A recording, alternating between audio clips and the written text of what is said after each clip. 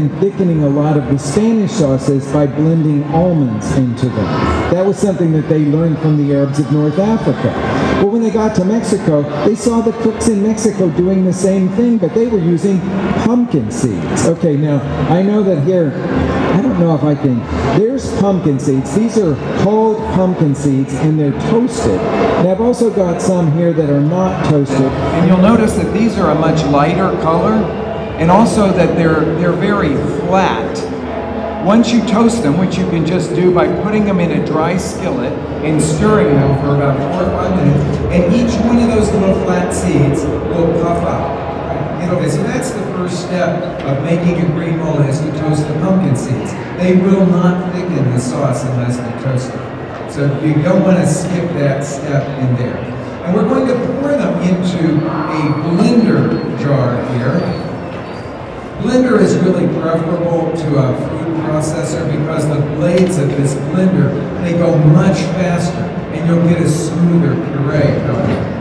Okay, so we're going to add now all of the basic ingredients that go into the green mole. I have tomatillos. Those of you that haven't fallen in love yet with tomatillos, it's time to do that, okay? Because they're in all of your grocery stores, and they make the best salsa. I've got a little bit of white onion that goes in there, a couple cloves of garlic that I've peeled. Now here's the serrano chili. I talked about jalapeno a second ago. I just want to make sure that everybody gets a chance to see the difference. Let me hold this up here so that you can see. The fat one is the jalapeno, the one in my right hand. And the one that is bullet-shaped is the serrano. Well, if you know anything about green chilies, you probably know about the jalapeno. That's the one that's been in everybody's grocery stores forever. Serrano is not so common, but I'll tell you, I would choose serrano any day over the jalapeno, and I'll tell you why. Because the plant geneticists have gotten hold of the jalapeno, and they've decided to play games with it. So sometimes you'll buy a hot pepper, a jalapeno, and you'll get it home and it'll be as mild as a bell pepper. And sometimes you'll get one, and it's as hot as blazes. And so I've given up buying them because you can't ever tell how hot they're going to be. Because the plant geneticists all decided, oh, the American public wants the jalapeno, but they want it to be mild. So you have no idea which variety is being grown.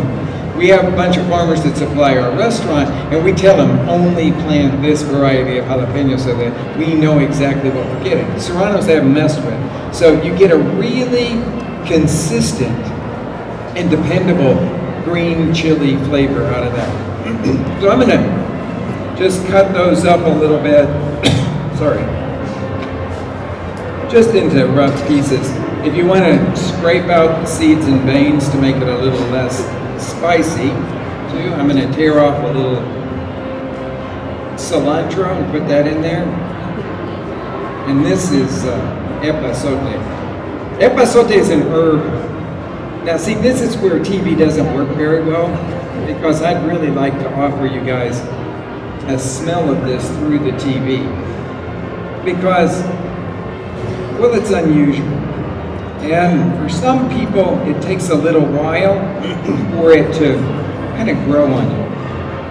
It's an herb in Mexico, a weed in the United States. It grows all over the country. And like I said, it's a very common flavor in central and southern Mexico. I'm going to throw my epazote into the blender along with the cilantro. So let's just review what we've gotten in there. We have pumpkin seeds in those tomatillos, little onions and garlic, little green chili, cilantro and epazote, and then interestingly enough, in central Mexico, they consider romaine lettuce to be an herb as well.